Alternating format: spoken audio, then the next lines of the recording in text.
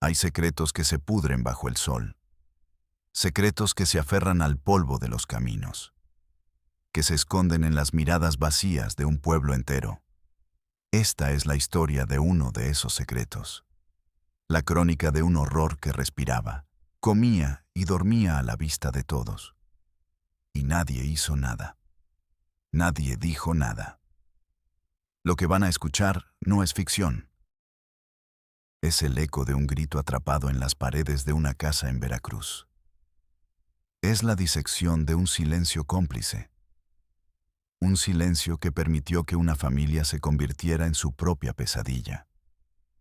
Un hombre que fue padre, abuelo y tío de su propio hijo. Y un pueblo que bajó la mirada. Si creen tener el estómago para afrontar esta verdad, los invito a quedarse, a suscribirse, no como meros espectadores del morbo, sino como guardianes de la memoria, para que la historia de Ángel no se la trague la tierra, para que el silencio, esta vez, no gane la batalla. El lugar se llama La Soledad, un nombre que es una profecía autocumplida. Aquí, el calor no es solo una temperatura, es un estado del alma, una manta pesada que aplasta las voluntades y evapora las esperanzas. El polvo ocre lo cubre todo, se mete en la boca, en los ojos, en los pulmones. Es el polvo del tiempo estancado, del olvido. Las casas tienen puertas, pero no tienen bienvenida. Tienen ventanas, pero no miran hacia afuera, sino hacia adentro, vigilando, callando. En la soledad, la vida transcurre en susurros. Las risas son escasas. El llanto se ahoga en las almohadas. La comunidad no es un lazo que une, es una red que atrapa. Aquí nació Ángel, un niño que nunca aprendió a hacerlo. Tenía 6 años y la mirada de un hombre que ha perdido todas las guerras. En el patio de la escuela primaria, Benito Juárez, los otros niños corrían, gritaban, peleaban por un balón gastado. Ángel número. Él siempre buscaba la sombra del viejo ceibo, el árbol más antiguo del patio. Un testigo mudo de generaciones de silencios. Se sentaba allí, con una rama seca en la mano, y dibujaba en la tierra su propio universo. No dibujaba casas, ni soles, ni animales. Dibujaba círculos, laberintos de círculos que se entrelazaban, círculos dentro de otros círculos, líneas que los conectaban, formando una telaraña imposible. Una y otra vez, cada recreo, el mismo ritual. Los otros niños lo ignoraban. Era el raro, el mudo de los Melchor. Los maestros habían renunciado a él. Es un niño lento, decían los informes. Presenta dificultades de socialización. Etiquetas, cómodas, simples, para no tener que mirar más de cerca, para no tener que preguntar. La familia Melchor era una leyenda en el pueblo, una leyenda oscura. Vivían apartados, al final de un camino de tierra que nadie transitaba por gusto. No se mezclaban. No iban a las fiestas del pueblo. No pedían favores. Y, sobre todo, no los daban. Eran dueños de las tierras más fértiles, del pozo que nunca se secaba. Eran una fuerza, una presencia silenciosa y ominosa, como una tormenta que nunca acaba de llegar. Eran intocables. Y en ese mundo estancado, en ese pacto de miedo y resignación, apareció ella, Carmen Mendoza. Tenía 23 años y un título de maestra bajo el brazo que todavía olía a tinta fresca. Llegó a La Soledad en un autobús destartalado, una tarde de agosto, con una maleta llena de ropa barata y otra llena de una peligrosa ilusión. La ilusión de que la educación era una linterna, una herramienta para iluminar los rincones oscuros, para cambiar el mundo, aunque fuera el pequeño mundo de un aula rural. No sabía que en la soledad, la oscuridad no quería ser iluminada. No sabía que el mundo no quería ser cambiado. Le asignaron el primer grado. Un salón con paredes desconchadas y pupitres cojos. Y entre las caras asustadas y curiosas de sus nuevos alumnos, la vio. La mirada de Ángel, vacía, distante, como si estuviera viendo a través de ella, a través de las paredes, hacia un lugar al que nadie más podía acceder. Fue la primera en sentirlo, no lástima, sino una profunda e inexplicable inquietud, como el zumbido de un cable de alta tensión antes de la tormenta. Las primeras semanas fueron un ejercicio de frustración. Ángel no respondía, no participaba, solo se sentaba en su rincón mirando por la ventana, o mirando sus propias manos, como si fueran objetos extraños. Carmen intentó todo: juegos, canciones, dibujos, nada. El niño era una fortaleza, inexpugnable. Un viernes por la mañana, Carmen tuvo una idea sacada de un manual de pedagogía. «Hoy vamos a dibujar a nuestra familia», anunció con una sonrisa que se sentía falsa.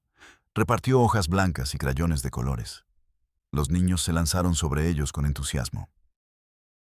Pronto, el papel se llenó de monigotes sonrientes. Papás, mamás, hermanos, perros. Casas con chimeneas humeantes. La idílica mentira de la infancia. Carmen caminaba entre los pupitres, repartiendo elogios, hasta que llegó al de Ángel. El niño estaba inclinado sobre su hoja, con una concentración febril. Sostenía un solo crayón, negro. Y no dibujaba personas. Dibujaba sus círculos, el mismo laberinto que trazaba en la tierra. Pero esta vez, dentro de los círculos, había nombres, escritos con una caligrafía torpe, infantil: Ismael, María, José, y de nuevo, Ismael. Una línea temblorosa conectaba el círculo de María con uno de Ismael. Y de esa unión nacía una flecha que apuntaba a su propio nombre: Ángel. Pero otra línea, más gruesa, conectaba a ese mismo Ismael con otro nombre: Abuela. Y de ahí a María. Era un mapa del caos, una genealogía de la locura. Carmen sintió un escalofrío. El calor del mediodía pareció desvanecerse. Se agachó junto al pupitre. El olor del niño era a tierra, a polvo y a un miedo agrio. «Qué dibujo tan interesante, Ángel», dijo, su voz apenas un susurro. «¿Me explicas quiénes son?» El niño no levantó la cabeza. Su mano, aferrada al crayón negro, se detuvo. Por un instante, el salón entero pareció enmudecer. Luego, con la punta del crayón, señaló uno de los círculos. «Papá», dijo. Luego señaló otro. «Abuelo». Era el mismo nombre: Ismael. El crayón se movió y conectó a los dos, y luego a él. Carmen sintió que el aire le faltaba. No dijo nada más. Solo recogió el dibujo al final de la clase, con la sensación de estar profanando algo, de estar tocando una herida abierta. Ese fin de semana, no pudo dejar de mirar el dibujo. Lo extendió sobre la pequeña mesa de su cocina alquilada. Intentó encontrarle un sentido lógico, un error infantil, una confusión. Pero la precisión de las líneas, la insistencia en los nombres. No era un error, era una declaración, una verdad que suplicaba ser vista. El lunes, decidió actuar. Su primer paso fue la dirección de la escuela. La directora, la señora Elodia, era una mujer que había hecho de la resignación una forma de arte. Llevaba 30 años en ese puesto. 30 años viendo pasar niños silenciosos y secretos familiares. Había aprendido que la mejor estrategia de supervivencia era no ver, no escuchar, no saber. Carmen entró en su oficina. Una habitación pequeña que olía a papeles viejos y a café rancio. Le mostró el dibujo. La directora se puso las gafas. Lo miró por encima del armazón. Sus ojos no mostraron sorpresa, ni horror, solo un profundo cansancio. «Ah, El pequeño Melchor, suspiró. Siempre tan imaginativo. La palabra imaginativo sonó como una pala arrojando tierra sobre un ataúd. No creo que sea imaginación, insistió Carmen, sintiendo cómo crecía una bola de hielo en su estómago. Mire los nombres, las conexiones. Esto no es normal. Maestra Mendoza, dijo la directora con una paciencia condescendiente. Usted es nueva aquí. Hay familias particulares. Los Melchor son una de ellas. Viven en su propio mundo. Tienen sus propias reglas. ¿Reglas?, replicó Carmen. ¿Qué clase de reglas justifican esto? La directora se quitó las gafas. La miró fijamente y la sonrisa amable se desvaneció.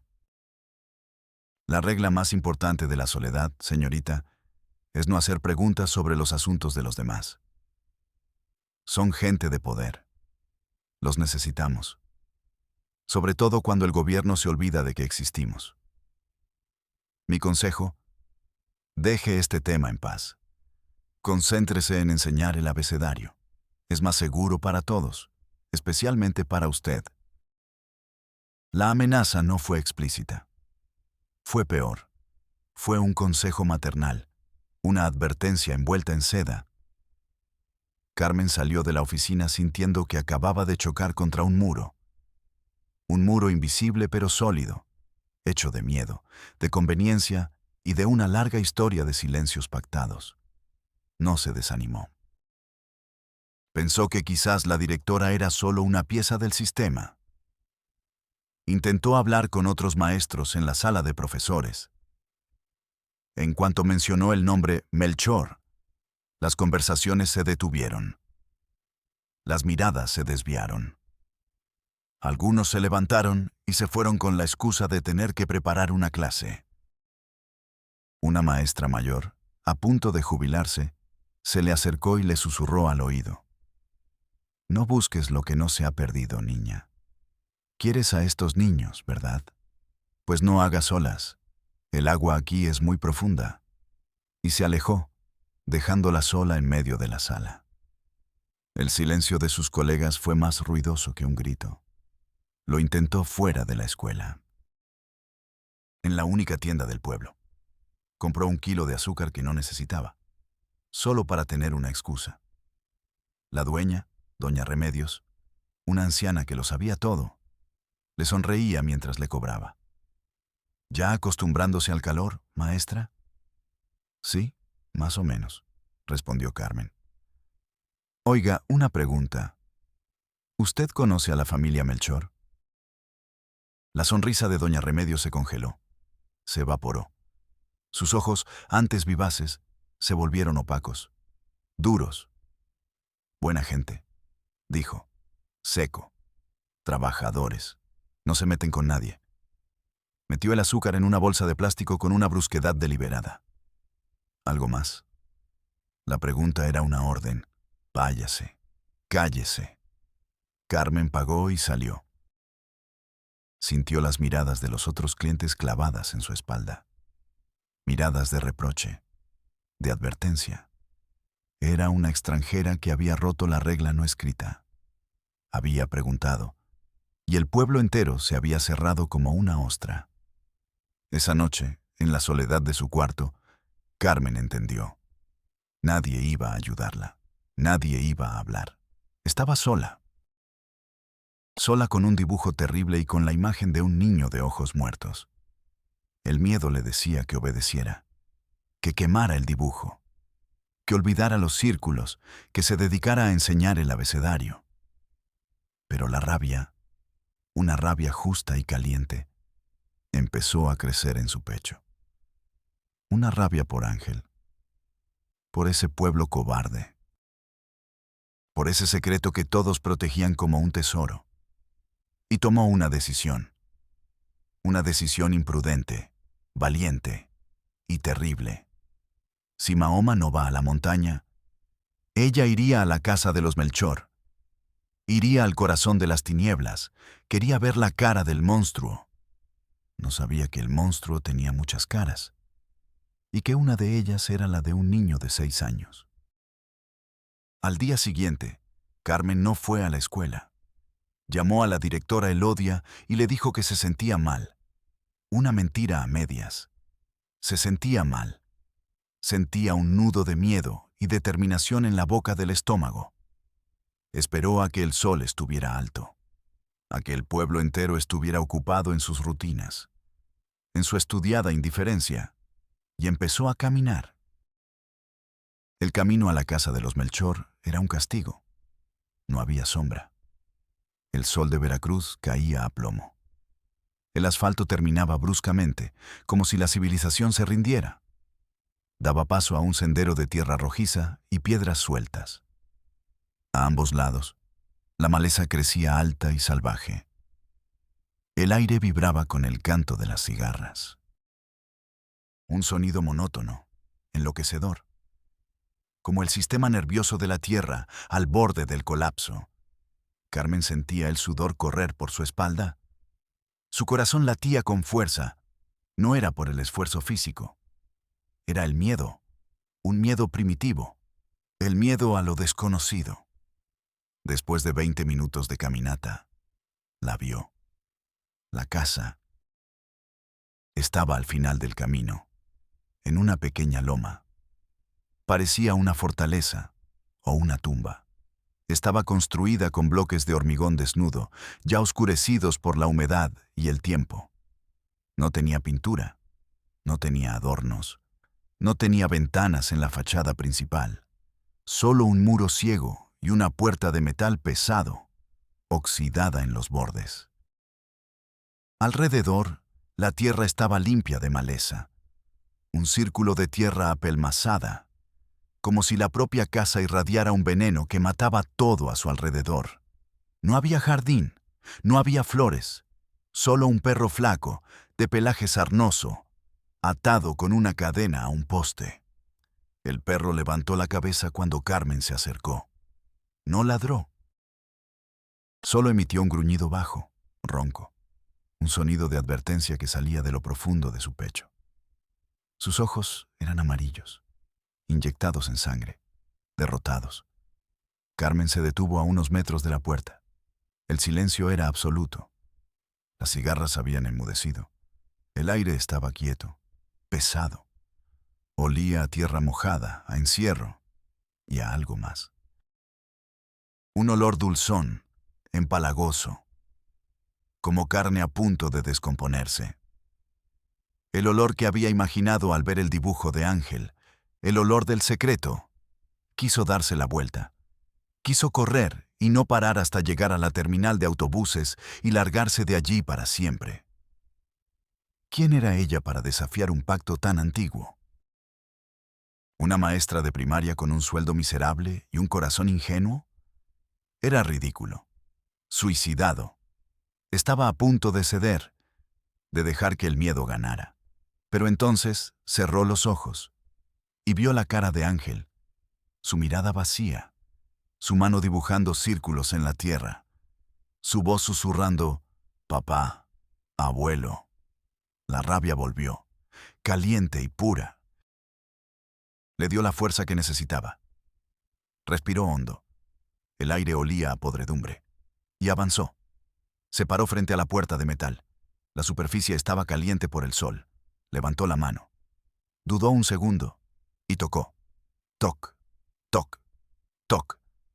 El sonido fue seco, metálico, y fue devorado al instante por el silencio de la casa, como si la casa tuviera hambre de sonidos. De vida. Esperó. El tiempo se detuvo. Cada segundo era una eternidad. Solo se oía el latido de su propio corazón en sus oídos, fuerte, irregular. El perro la observaba sin moverse. Sus ojos amarillos la juzgaban. Pasó un minuto. Nada. Carmen pensó que no había nadie, o que no pensaban abrir, que había fracasado. Sintió una extraña mezcla de alivio y decepción. Se dio media vuelta, dispuesto a marcharse, y entonces lo escuchó. Un sonido metálico desde el interior. el chirrido de una tranca de hierro al ser descorrida. Lento, pesado. El sonido de una cripta al abrirse. Carmen se quedó petrificada. La puerta se abrió. No del todo, solo una rendija. Una franja de oscuridad vertical en medio de la luz cegadora. Y en esa franja de negrura apareció un rostro. No. Primero fueron los ojos. Ojos oscuros, sin fondo. Idénticos a los de Ángel, pero desprovistos de cualquier emoción. Ni curiosidad, ni sorpresa, ni hostilidad. Solo un vacío inmenso. Luego vio el resto de la cara. Una mandíbula cuadrada, cubierta por una barba de varios días, la piel curtida por el sol, un hombre alto, corpulento, una montaña de carne y silencio. Era Ismael Melchor, el nombre del dibujo, el principio y el fin de todo. ¿Sí?, dijo. La voz no encajaba con su tamaño. Era plana, monótona, como la de alguien que habla en sueños. No era una pregunta, era un desafío. Carmen sintió la garganta seca. Las palabras no le salían. Se aclaró la garganta. «Buenos días», logró decir. Su voz sonó aguda, desconocida. «Soy Carmen Mendoza, la maestra de Ángel». El hombre no reaccionó. Su expresión no cambió. Siguió mirándola desde la penumbra de la casa, midiendo, sopesando. Carmen sintió su mirada como un peso físico, como si la estuviera desnudando. No el cuerpo, el alma. Estaba viendo sus miedos, sus intenciones, su ridícula valentía. Ángel no fue a la escuela hoy, continuó Carmen, aferrándose a la excusa. Quería saber si estaba bien. Ismael parpadeó, lentamente, como un reptil. Ángel está bien, dijo. La frase fue una sentencia, un punto final. La puerta comenzó a cerrarse. «Espere», Carmen gritó con una desesperación que no pudo controlar. La puerta se detuvo. «Quisiera hablar con la madre del niño», dijo, intentando sonar profesional. «Sobre su progreso en la escuela». Ismael guardó silencio por un momento. Luego, una sonrisa apenas perceptible se dibujó en sus labios. Fue lo más terrorífico que Carmen había visto. Una sonrisa que no contenía alegría ni amabilidad, solo un conocimiento antiguo y perverso. «Pase», dijo, y abrió la puerta por completo. La decisión de entrar fue la más difícil de su vida. Cada instinto de supervivencia le gritaba que corriera, que se alejara de esa casa y de ese hombre. Pero la curiosidad y una extraña sensación de deber hacia Ángel la empujaron hacia adelante. Dio un paso y cruzó el umbral. El cambio fue instantáneo, del calor abrasador de afuera al frío húmedo de adentro. Del silencio del campo al silencio denso y opresivo de la casa. La puerta de metal se cerró a su espalda. El sonido de la tranca al volver a su sitio fue como un cerrojo en la puerta de una celda. Estaba atrapada. Tardó unos segundos en que sus ojos se acostumbraran a la oscuridad. La sala era grande y casi vacía. Las paredes de hormigón estaban desnudas. El suelo, de cemento pulido, reflejaba la poca luz que entraba por una puerta abierta al fondo. Había pocos muebles. Una mesa grande de madera tosca, varias sillas, y en un rincón, una mecedora. En la mecedora había una mujer. Estaba de espaldas a la puerta, mirando hacia la pared. Se mecía. Adelante y atrás, adelante y atrás. Un ritmo lento, hipnótico. Su cabello, largo y oscuro, le caía por la espalda como un velo. No se giró cuando Carmen entró. No pareció notar su presencia. En el suelo, junto a la mecedora, jugaban dos niños. Un niño de unos 4 años y una niña que no tendría más de 2. Jugaban en silencio, con unos trozos de madera. Los movían de un lado a otro sin un propósito aparente. Sus movimientos eran lentos, apagados, como si estuvieran bajo el agua. Levantaron la vista hacia Carmen, y ella vio sus ojos. Los mismos ojos oscuros, vacíos. La misma mandíbula cuadrada. Eran copias en miniatura de Ismael. Eran más Melchor. Más círculos en el laberinto. Ella es María, dijo Ismael a su espalda. Carmen dio un respingo. Mi mujer, y ellos son José y Lucía, mis otros hijos. La voz de Ismael la recorrió como una descarga eléctrica. María, el nombre del dibujo. La mujer de la mecedora no se movió. Siguió con su balanceo rítmico, como si fuera sorda, ciega y muda. O como si hubiera elegido serlo. Siéntese, maestra, dijo Ismael. Señaló una de las sillas de madera. Carmen se movió como un autómata. Se sentó en el borde de la silla, con la espalda rígida. No quería que nada en esa casa la tocara. Las manos le sudaban. Las juntó sobre su regazo para que no le temblaran. Ismael se quedó de pie. Una presencia imponente que la hacía sentir pequeña, frágil.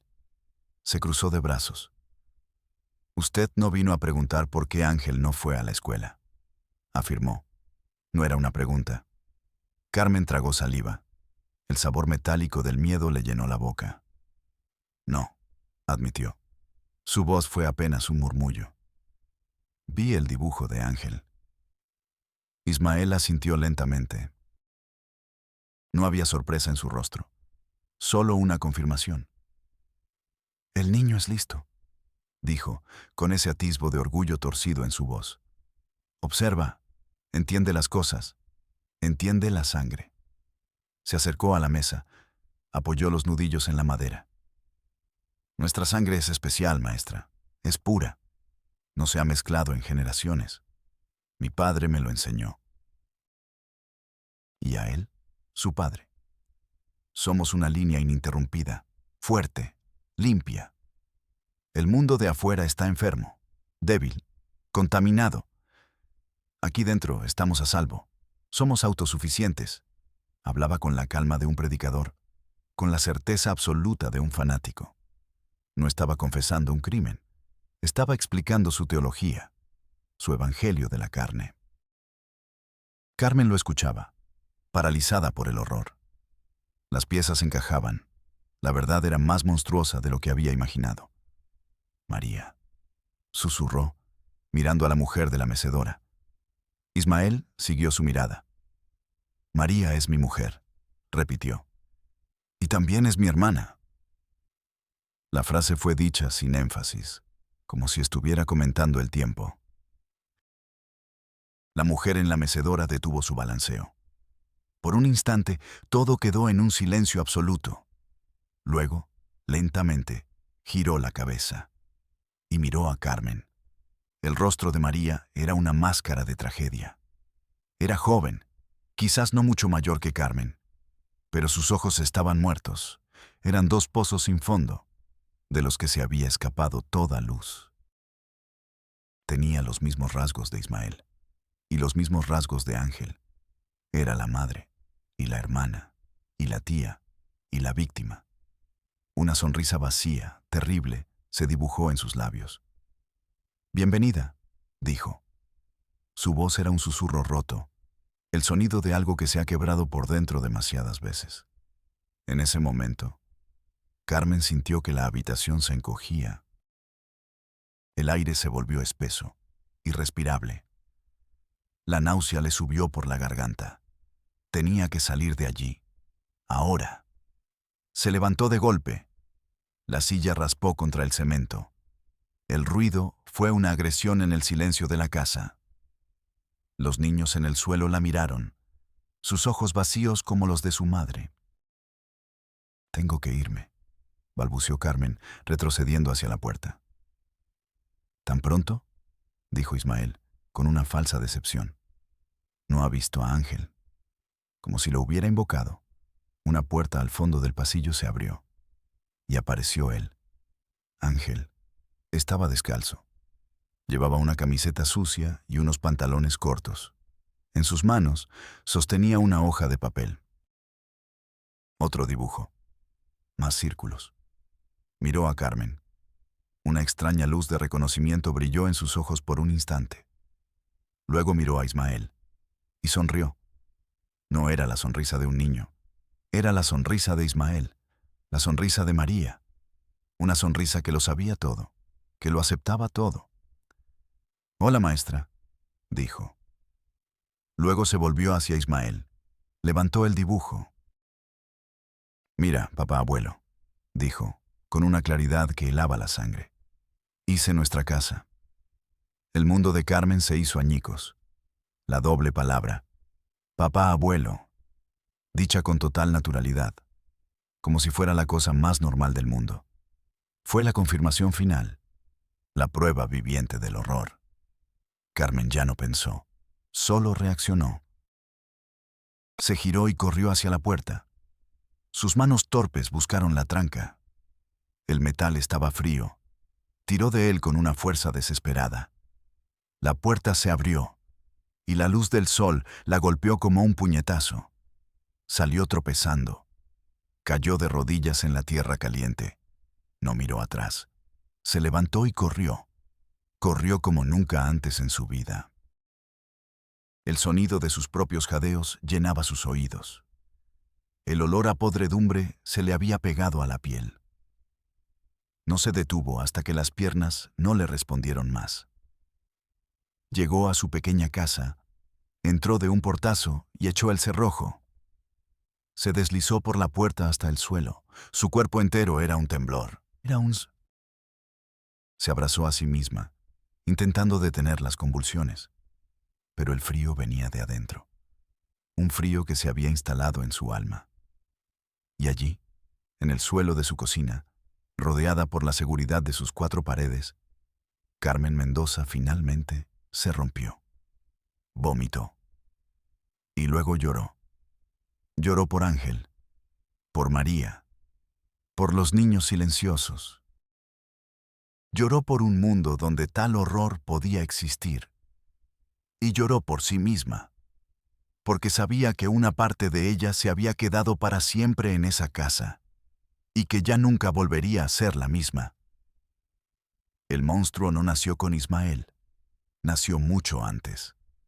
Fue una semilla plantada en tierra fértil de miedo y orgullo, una semilla regada con silencio y violencia. Para entender el horror que Carmen presenció, hay que viajar en el tiempo. Hay que desenterrar los huesos de los primeros Melchor. Hay que escuchar los ecos atrapados en las paredes de esa casa.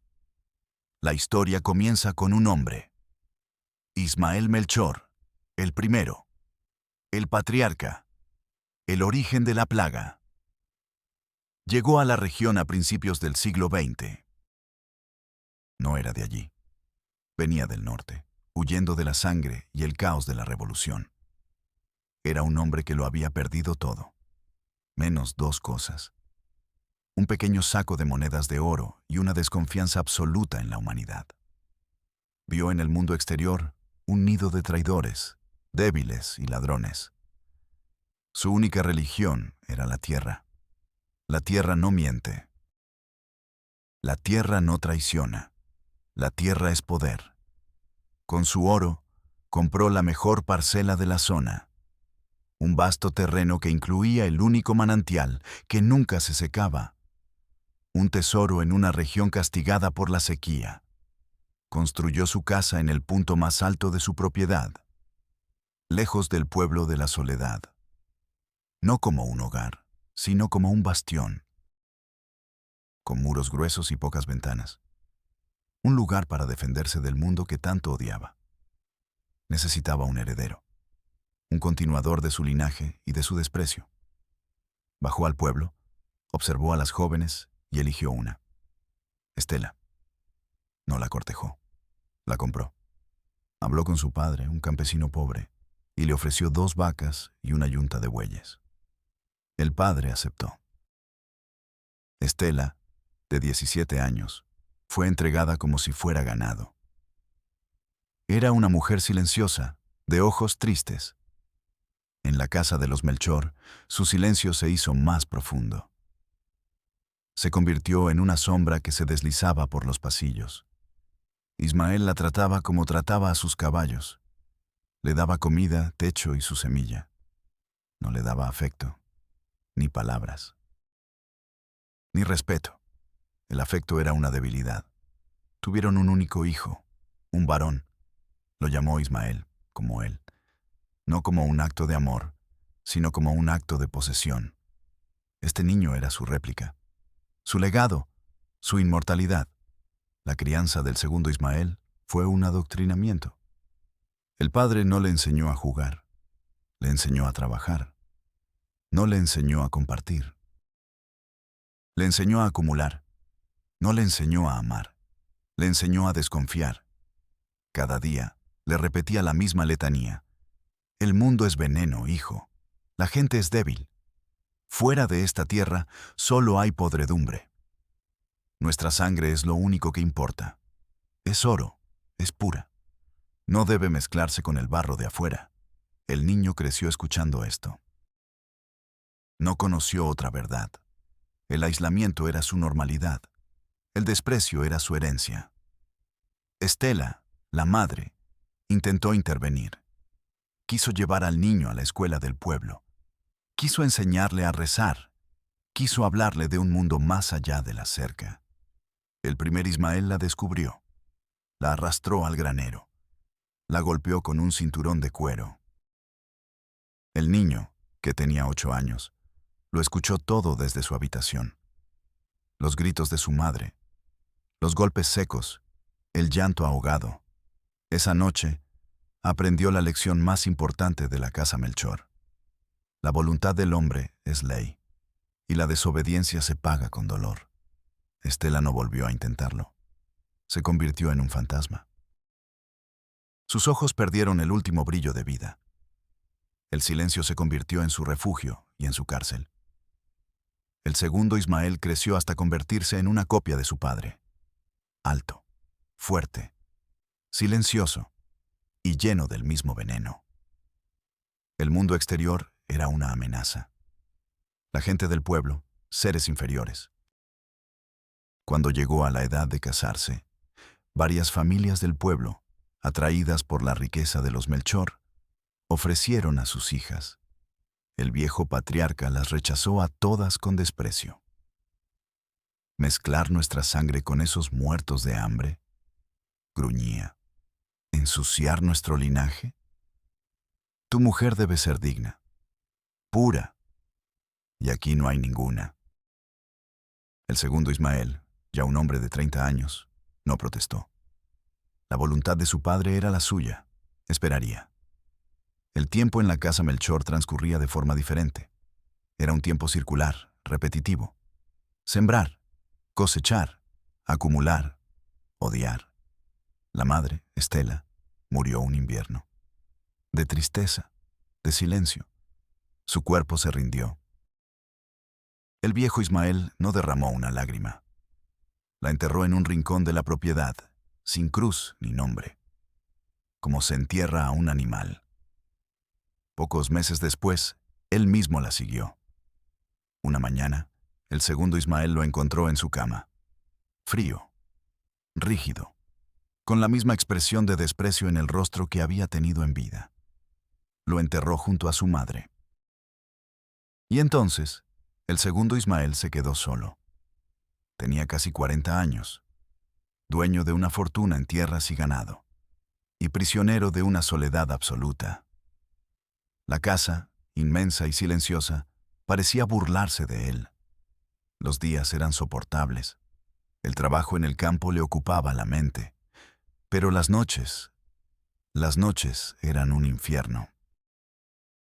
El silencio se llenaba de ecos. La voz de su padre, los sollozos de su madre.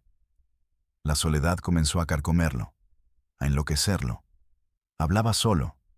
Paseaba por las habitaciones vacías. La obsesión por la pureza, inculcada por su padre, se convirtió en una idea fija. Necesitaba un heredero. Pero no podía traer a nadie de afuera. Sería traicionar el único mandamiento que conocía. El nudo parecía no tener solución. Hasta que el destino, o el diablo, le presentó una prima segunda de su madre, de la que apenas recordaba haber oído hablar. Murió en un pueblo vecino. Dejó huérfana a una hija, una muchacha de 16 años llamada Adela. Sin parientes cercanos que la cuidaran, el cura del pueblo, sabiendo de la riqueza del solitario Melchor, se la envió. Quizás, pensó el ingenuo sacerdote, la caridad ablandaría el corazón del ermitaño. Cuando Adela llegó a la casa, el segundo Ismael vio la respuesta a sus plegarias. Era joven, asustada, maleable. Y lo más importante, llevaba la misma sangre. Lejana, sí, pero era sangre Melchor. En su mente retorcida, esto no era una transgresión, era la solución perfecta, una forma de continuar el linaje sin contaminarlo. Sangre pura, se repitió a sí mismo como un mantra. La frase de su padre.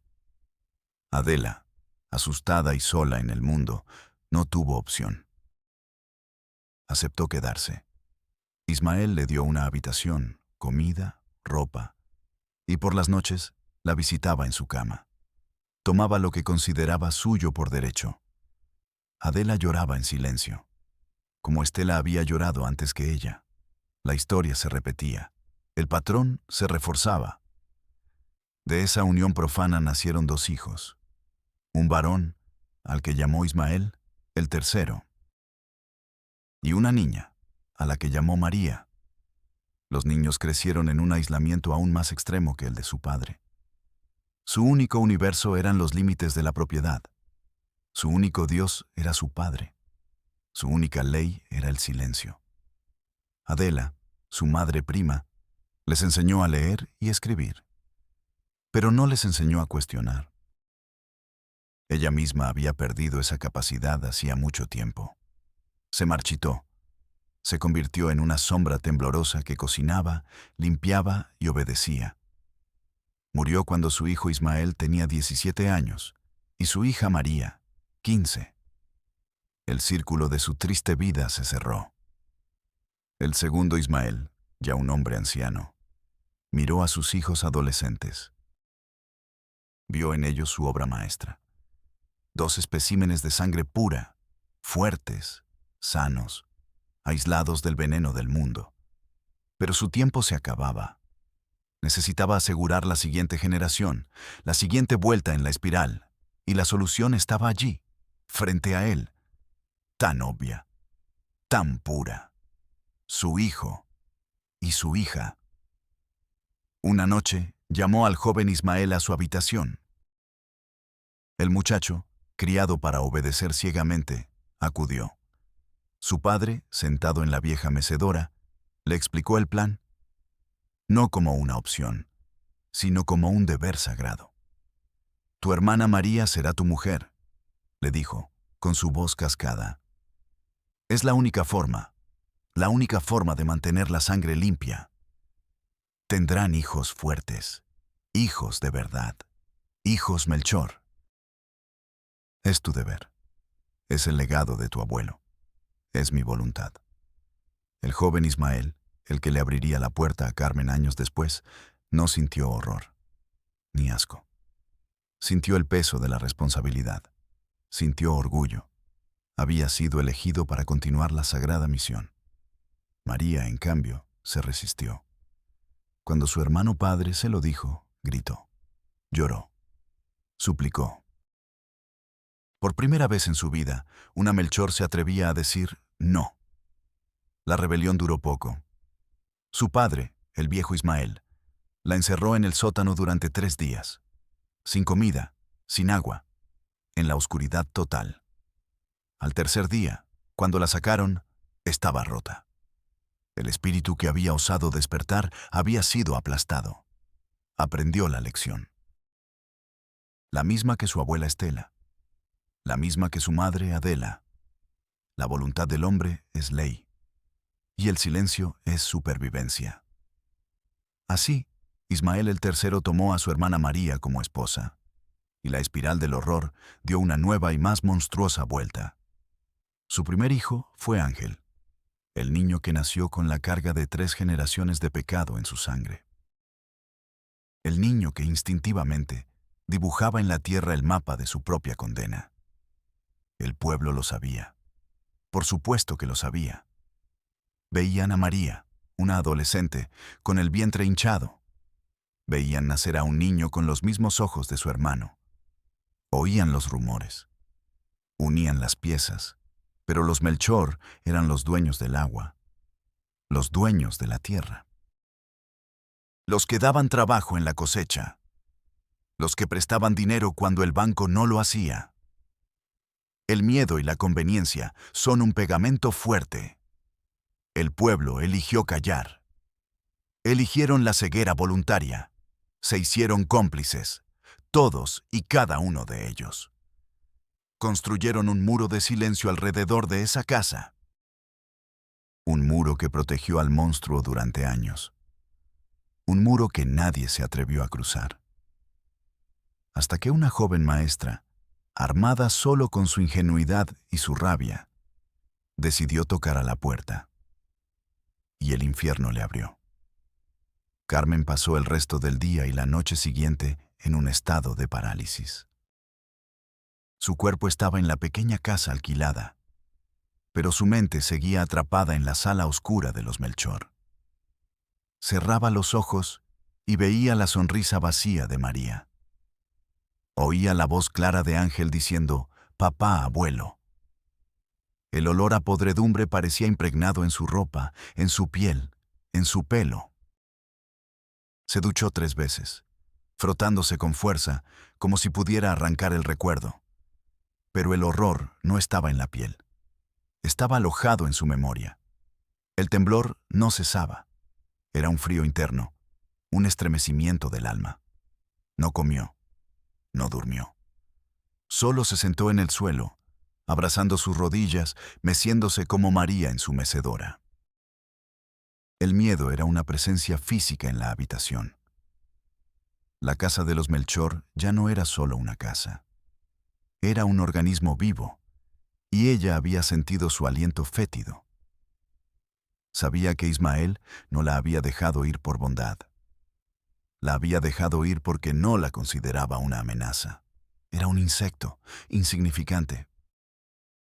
Su poder era tan absoluto, su realidad tan hermética, que la opinión de una maestra de fuera no tenía importancia. Esa arrogancia era lo que la había salvado. Y esa misma arrogancia, decidió Carmen, sería su perdición. Al segundo día, el temblor comenzó a transformarse en otra cosa, en rabia, una rabia fría, lúcida. La imagen del rostro roto de María se superponía con la de la directora Elodia, aconsejándole no hacer olas. La sonrisa de Ismael se mezclaba con las miradas evasivas de la gente del pueblo. No era solo una familia monstruosa, era un ecosistema de maldad. Un jardín del horror cultivado por la cobardía de muchos. Y Carmen se negó a ser una jardinera más. Se negó a callar. Se negó a olvidar. Se levantó del suelo. Sus piernas estaban entumecidas. Se vistió con la primera ropa que encontró. No se miró al espejo. No quería ver sus propios ojos asustados. En una mochila, guardó lo esencial. Su identificación, el poco dinero que le quedaba y el dibujo de Ángel. Dobló la hoja de papel con un cuidado reverencial. Era un mapa del infierno, y era su única arma. Tomó el primer autobús que salía de la soledad.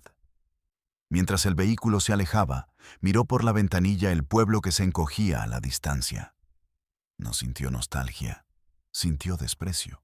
Cada casa era una tumba, cada habitante un cómplice. Prometió no volver, a menos que fuera para arrancar el secreto de raíz. El viaje a Xalapa, la capital del estado, fue un trance.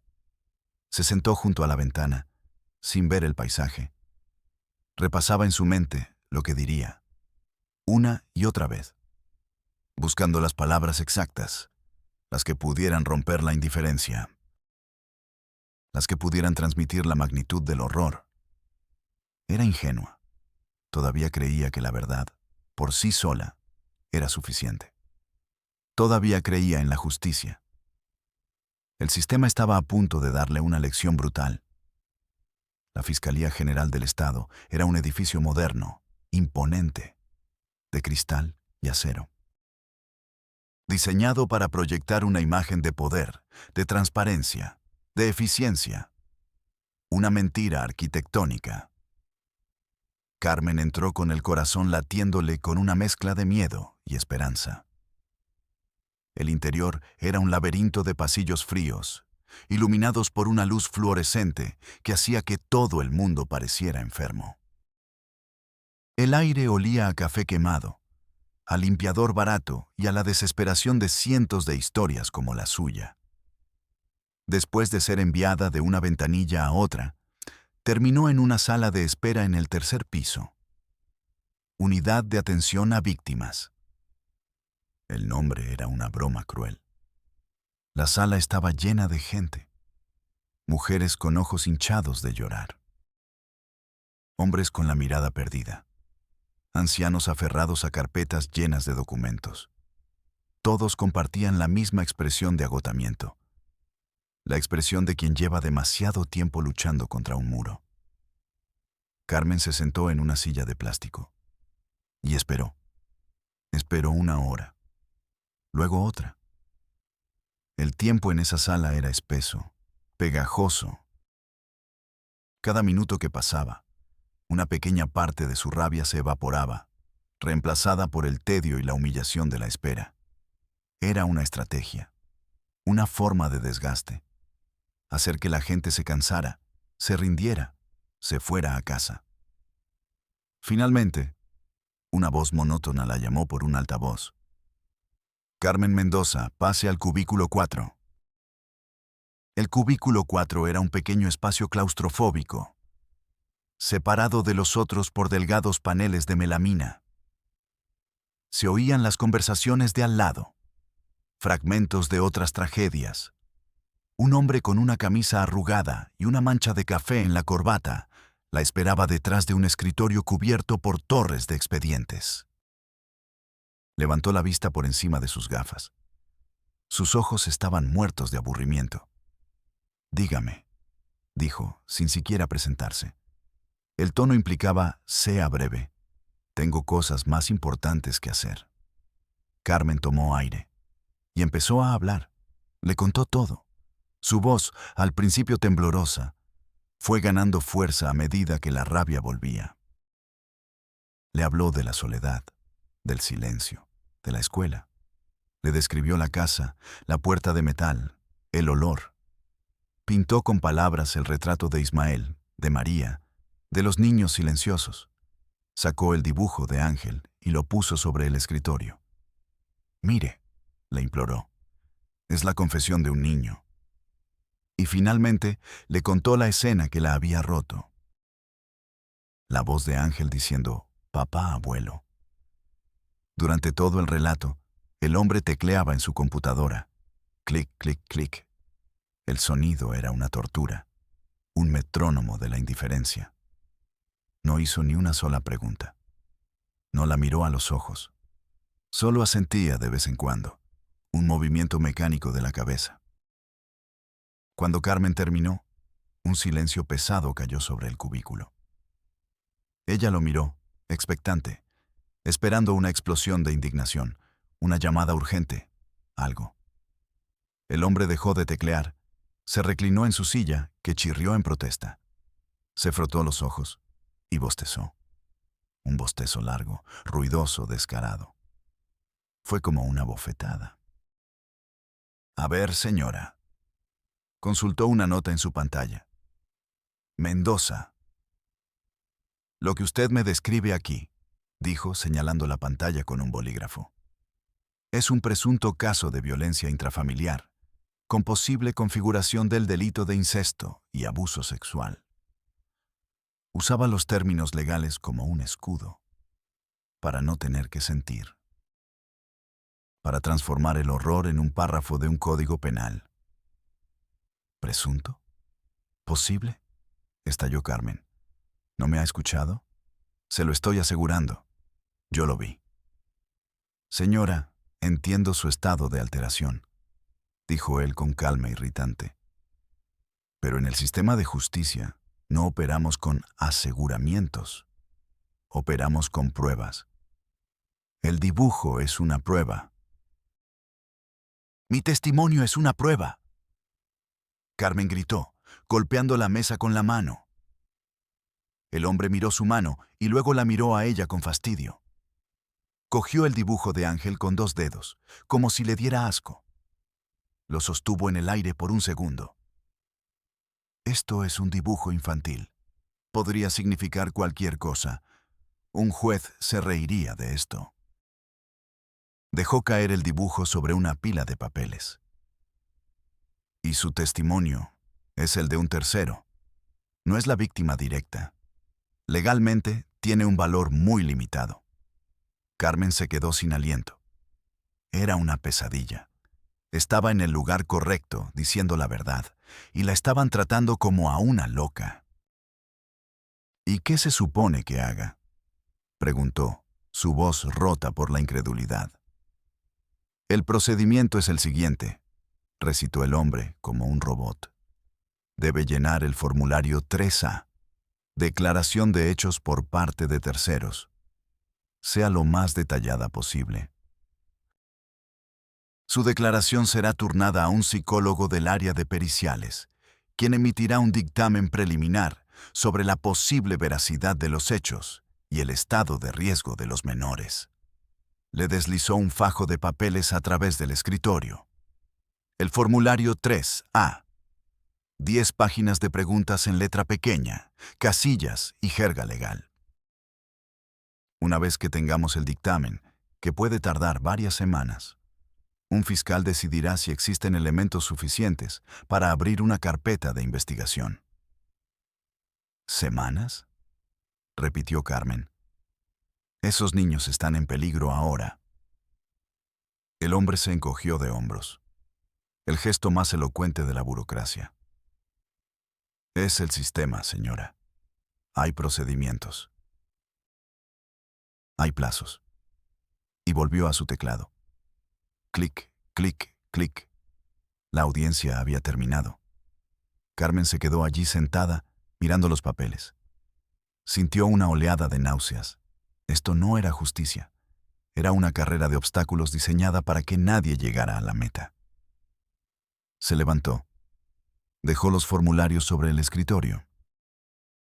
No voy a llenar esto, dijo con una calma que la sorprendió a sí misma. El hombre levantó la vista irritado. ¿Perdón? Esto es una burla.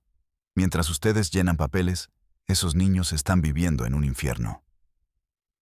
Si usted no va a hacer nada, encontraré a alguien que lo haga. Recogió el dibujo de Ángel y se fue. Salió del cubículo con una sensación de vértigo. No iba a rendirse. Preguntó por un supervisor, un jefe, el fiscal en jefe, quien fuera. La hicieron esperar otra hora y media en un pasillo sin sillas. De pie. Otra técnica de desgaste. Finalmente, una secretaria la hizo pasar a una oficina más grande, con una alfombra gastada y una bandera de México en una esquina. Detrás de un escritorio de caoba, un hombre de unos 50 años, con un traje caro y el pelo engominado, la esperaba. Era el fiscal regional. Le sonrió. Una sonrisa de político. Practicada. Falsa. Señorita Mendoza, siéntese por favor, dijo con voz melosa. Me dicen que ha tenido un pequeño problema con nuestros procedimientos. Le ofreció agua de una jarra de cristal. Le pidió que le contara la historia desde el principio. La escuchó con una atención impecable. Asentía. Fruncía el ceño en los momentos adecuados. Anotaba cosas en una libreta de cuero. Terrible, verdaderamente terrible, decía. ¿Qué valor el suyo al denunciar? Carmen, a pesar de su desconfianza, sintió una pequeña llama de esperanza. Quizás él era diferente. Quizás a él sí le importaba. Cuando terminó, el fiscal se reclinó en su lujosa silla de cuero. Juntó los dedos frente a su boca. Una historia espeluznante, dijo, con la gravedad de un actor. Y le aseguro que en esta fiscalía tenemos cero tolerancia con el abuso infantil. Hizo una pausa dramática. Sin embargo, empezó. Y Carmen supo que venía el golpe. El caso que usted presenta es extremadamente delicado. El señor Ismael Melchor, dijo consultando una nota, es una figura prominente en su comunidad. Un empresario agrícola importante. Benefactor de varias obras locales. Actuar en su contra sin pruebas irrefutables sería una imprudencia. Podría destruir la reputación de un hombre honorable. La institución podría enfrentarse a una demanda multimillonaria. Debemos ser cautelosos. Proteger la integridad de la institución. La institución. La misma palabra que el otro.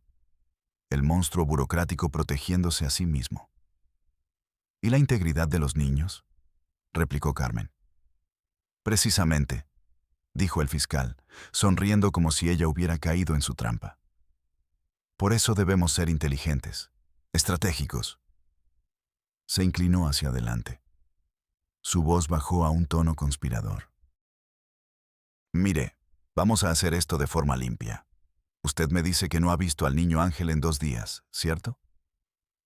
Carmen asintió confundida. Perfecto, exclamó el fiscal, golpeando la mesa suavemente. Olvidemos por un momento el tema del abuso, que es complicado de probar. Ahora mismo, lo que tenemos es la desaparición de un menor. Usted, su maestra, no sabe dónde está. Eso es mucho más sencillo.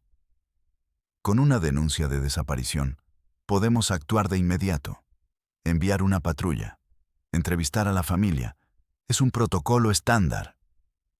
Así entramos legalmente en la casa. Y una vez dentro, ya veremos qué encontramos. Parecía un plan brillante. Una solución. Pero Carmen sintió un escalofrío.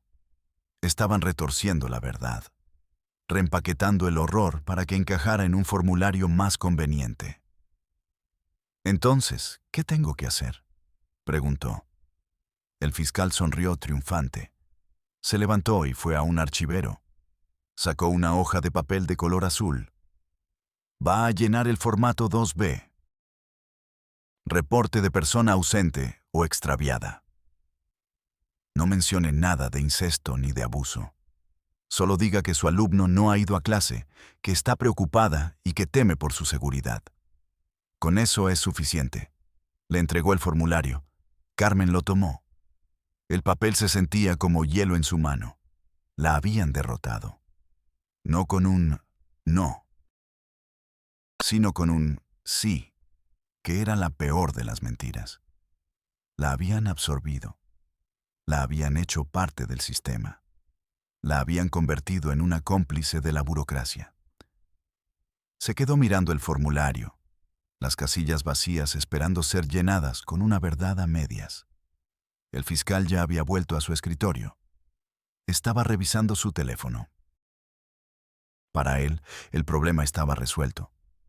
El horror había sido clasificado, y su jornada podía continuar. Carmen salió de la oficina del fiscal regional. Caminó por los pasillos fríos sin ver a nadie. En su mano arrugaba el formulario 2B, el papel azul, el color de la rendición. Llegó a la salida y el sol de la tarde la golpeó.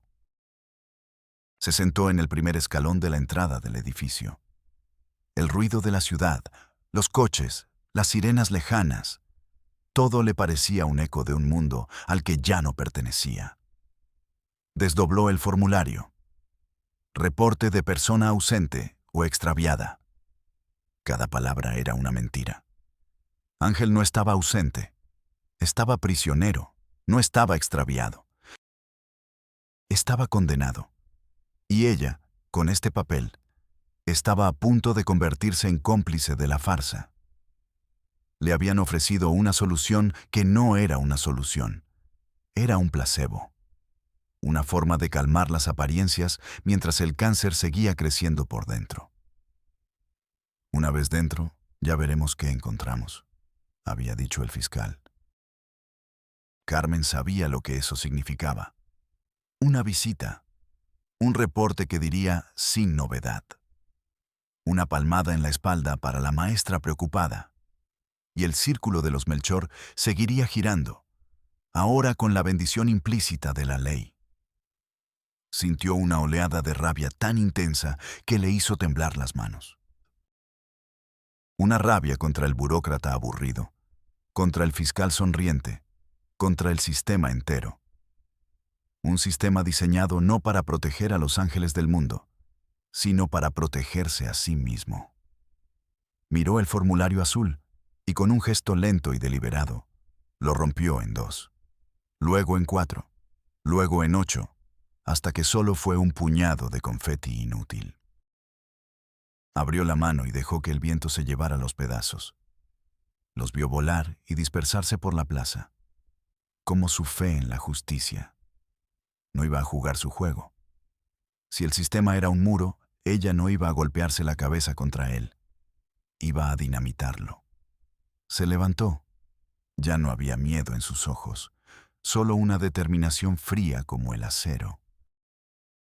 Si la justicia era sorda, haría tanto ruido que no podría evitar escuchar.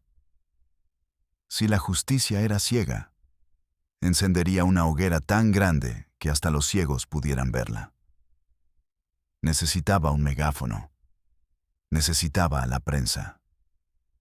Recordó haber oído hablar de los periodistas independientes de Xalapa, los que trabajaban en los márgenes, despedidos de los grandes medios por ser demasiado incómodos, los que vivían del café y la rabia, los que no tenían nada que perder. Preguntó en un puesto de periódicos. El anciano que atendía la miró con curiosidad. Le dio un nombre. Ricardo Salas. Un viejo lobo. Un perro rabioso, dijo el anciano con una media sonrisa. Si alguien puede ayudarla, es él. Si no, la manda al diablo primero. Le dio una dirección. La oficina de Ricardo Salas estaba en el segundo piso de un edificio decrépito en el centro histórico, sobre una cantina que apestaba a cerveza rancia y a orines. Carmen subió por una escalera de madera que crujía bajo sus pies. La puerta tenía una placa de latón torcida. Ricardo Salas, periodista. Tocó. Nadie respondió. Oyó una música de jazz muy alta en el interior. Tocó más fuerte. La música se detuvo. «Ya voy, carajo», gritó una voz ronca. La puerta se abrió de golpe. Un hombre de unos 60 años, con el pelo gris alborotado, una barba de varios días y una camisa manchada. La miró de arriba abajo. Sus ojos estaban inyectados en sangre, pero eran inteligentes, penetrantes. Olía a cigarro y a whisky barato. «Sí», gruñó. «¿Vende Biblias o busca un alma perdida?» Carmen no se inmutó. «Busco un periodista», dijo. «Pues encontró uno en peligro de extinción. ¿Qué quiere?» «Tengo una historia, una que nadie quiere escuchar». Ricardo soltó una carcajada seca. «Bienvenida al club. Pase, pero no toque nada. El desorden es un sistema organizado». La habitación era el caos personificado. Pilas de libros y periódicos por todas partes. Un cenicero desbordado. Una vieja máquina de escribir junto a una computadora portátil. Una botella de whisky a medio terminar sobre la mesa. «Hable», dijo Ricardo, sentándose y encendiendo otro cigarro. «Tengo 5 minutos antes de perder la fe en la humanidad por hoy». Carmen no perdió el tiempo. Sacó el dibujo de Ángel y lo puso sobre la mesa. «Se llama Ángel. Tiene 6 años. Su padre es también su abuelo y su tío». Ricardo dejó de aspirar el humo. Levantó una ceja. Continúe, dijo, su tono de repente serio. Carmen le contó todo, sin adornos, sin lágrimas, con una precisión fría, quirúrgica. La casa, la familia, el pueblo silencioso, la visita a la fiscalía, el formulario 3A, el formulario 2B, el cinismo de los funcionarios. Mientras hablaba, Ricardo la escuchaba en silencio. Su mirada de perro rabioso se fue transformando. Vio la verdad en los ojos de Carmen y olió la sangre. La sangre de una gran historia. La clase de historia que te recuerda por qué elegiste esta maldita profesión. Cuando Carmen terminó, Ricardo se quedó mirando el dibujo.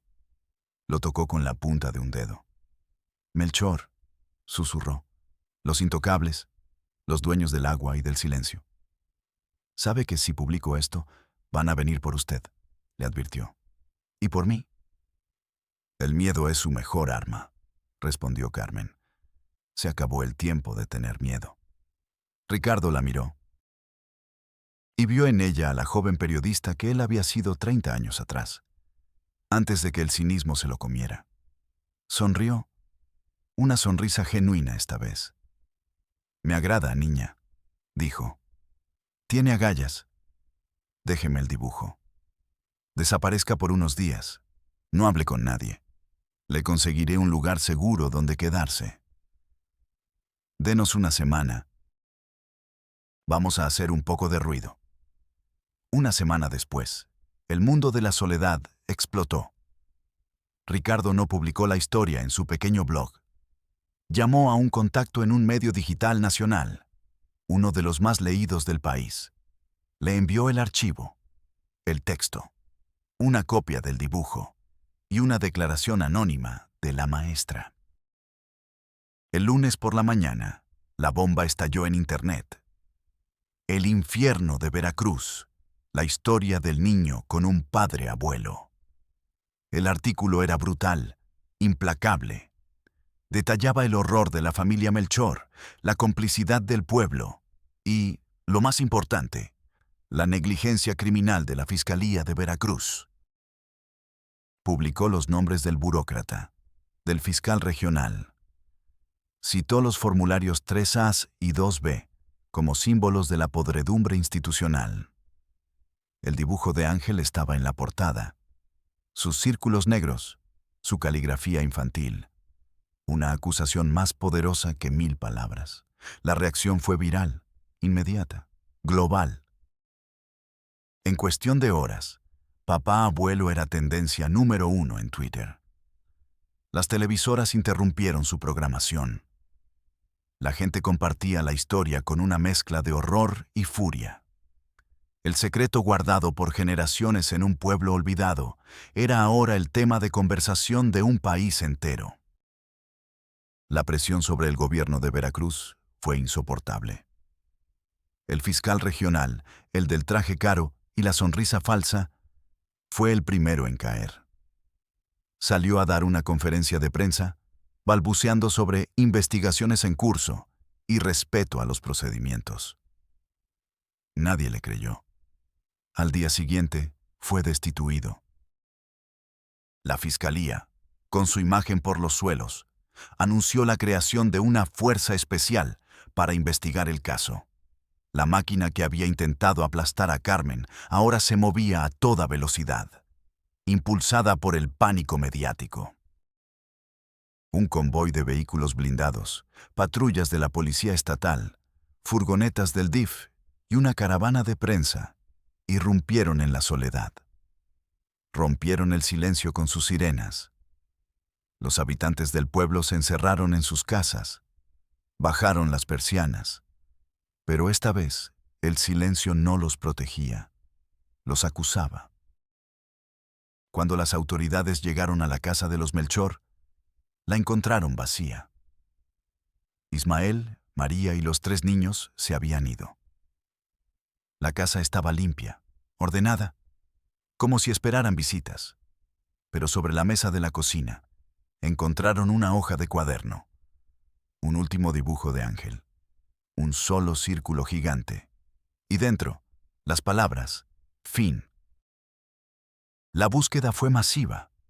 Usaron helicópteros, perros, drones. Los encontraron 3 días después, en una cabaña abandonada en lo alto de la sierra. Ismael se entregó sin resistencia. Su rostro no mostraba miedo ni remordimiento, solo una fría resignación.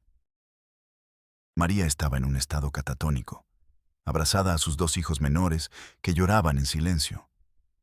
Y Ángel miró a los policías armados, a los psicólogos, a las cámaras, y les sonrió. La misma sonrisa vacía de su padre. Una sonrisa que decía, llegan tarde. El daño ya está hecho. El juicio fue un espectáculo mediático. Ismael Melchor fue condenado a la pena máxima por una larga lista de delitos. Nunca mostró emoción alguna. Se sentó en el banquillo como una estatua de piedra, un monumento a su propia perversión. Los niños fueron el verdadero campo de batalla, separados y puestos bajo la tutela del Estado. Los psicólogos dijeron que era para romper el ciclo tóxico. José y Lucía, los más pequeños, fueron dados en adopción a familias de otros estados, sus nombres cambiados para protegerlos. Pero Ángel era demasiado mayor, demasiado consciente. Pasó por varios centros de acogida. Era un niño brillante, pero atormentado. Tenía pesadillas terribles. Dibujaba compulsivamente.